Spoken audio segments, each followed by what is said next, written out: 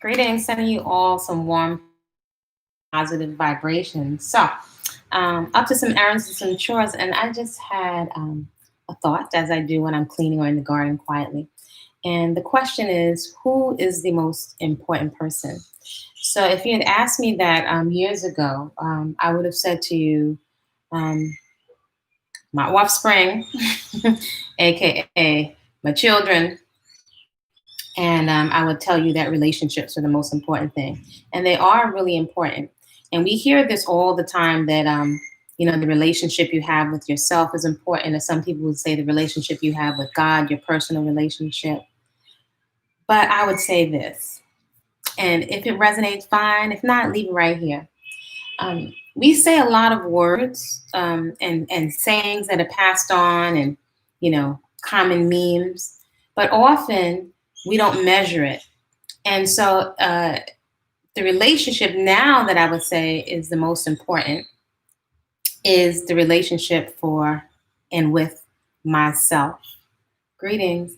And this can be measured, right? We say a lot of things that sound nice, but how do you measure if that's really comprehended? Because we say a lot of good stuff, but when it comes to our self-care, for all the I love myself and for all the makeup and makeovers, my mental and emotional health, how do we measure if we're prioritizing self-care, if we're still stressed? And this will show up quite often in two main areas that I like to focus on, which is your movement practice, your personal movement practice, and also the types of fuel, the energy, right? We often think of it as food, physical food, but the energy that we're consuming, it will show up in mindless eating. So we say that taking care of ourselves is important, but not but. And one of the things that shows up in most of the population is the inability to seem to manage mindless eating or to stay present, right? This is not to make ourselves bad or wrong, because that will result in us eating even more mindlessly to medicate. So how do we measure I love myself? And so that will show up, right? You can measure that in your self-care. And I'm going to say this, that comes before your children, right? We take great pride, women, especially Afro women, in taking care of everyone else but ourselves. And I would say, based on results, if we stand back and we look at our overall reaching results, that equation is skewed. And the reason I say that is because our health is failing. It is failing miserably as a collective. It's failing.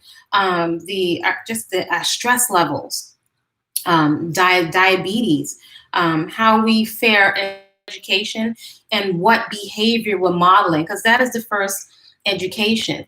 So I've grown up and heard the older generations say, I walk to school with paper in my shoes so that you can have. And I get that. And that's appreciated, the sacrifices. But something is off. Something is off. No one wants to be unhealthfully overweight. No one of deformity or eating ourselves to the point where it's showing up in our arteries and showing up in our skin. No one wants this.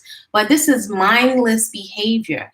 And I invite you to consider that understanding can give us a lot more results instead of beating up on ourselves, demonizing ourselves for failed fasts or failed attempts to really bring, reel in these mindless habits that are sabotaging our health. So a paradigm shift, that's intangible. You can't see that, but you can measure it, right? So that's the puzzle. That's a puzzle that I invite you, if you'd like to share your experience. That's the puzzle for us to figure out. Because I can definitely say, as someone that has been big on exercise and a movement practice and yoga and movement that I enjoy, and healthy food for years, someone that has worked as a nutrition consultant and a fitness coach and has competed successfully, even I, there's still that mentality of taking great pride in our identity and feeling so good about taking care of other people at our expense.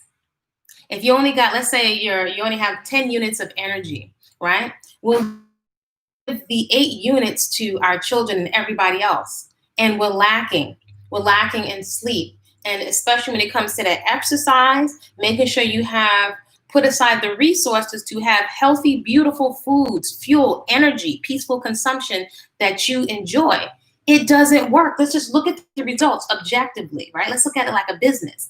It can't work if you're taking care of everybody and you have not put the appropriate, sufficient amount of investment and reinvestment into yourself. It doesn't work. And how does that show up? It shows up with snappy at people. We can maybe be mean and angry to our children, which is going to contribute to some really off individuals as they grow up, because children will carry these memories with them, especially in the first 7 years of their life. They don't have a language to articulate it, and they will give it other types of meaning.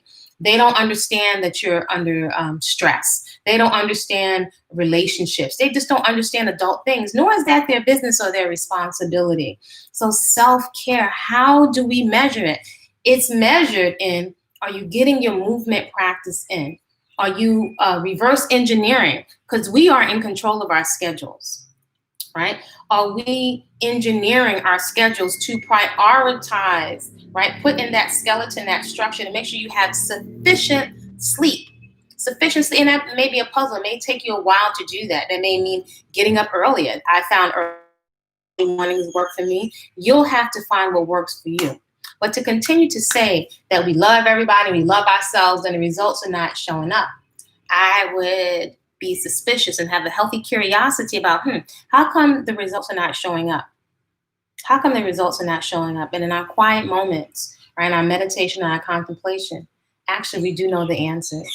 But it will require us being really honest with ourselves about where can we make trade-offs, and where are we holding on to culturally, peer pressure, where are we holding on to vices, right? Socially acceptable suicide, I like to call it, or self-sabotaging habits in order to fit in or to go along to get along, when we know that these habits do not serve the bottom line of the results. And the results I'm looking for, vitality and energy level well into my mature years, right? To be able to play, to not to feel lack or a sense of poverty when it comes to time or finances and resources to do the things that I enjoy, right? So there's enough time. There's enough time. Are you prioritizing self-care?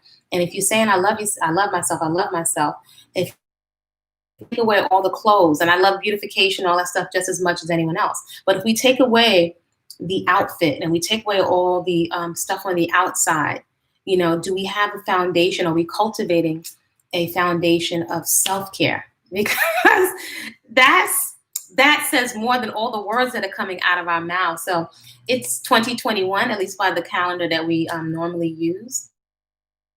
This is not the time anymore to be playing games with our health or to continue to participate in group denial, self-denial, doing it as a species, and our different cultures, respectively, men and women, very in denial about not being responsible for our health.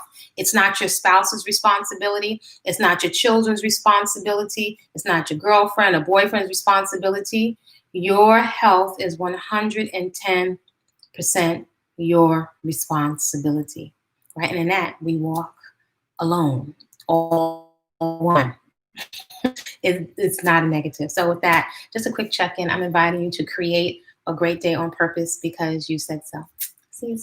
You might want to share this with someone that could use some motivation, or feel free to play it at lunchtime or before you go to bed. And I'll see you in the morning. We're on day 9 today of intentional relaxation. See you soon.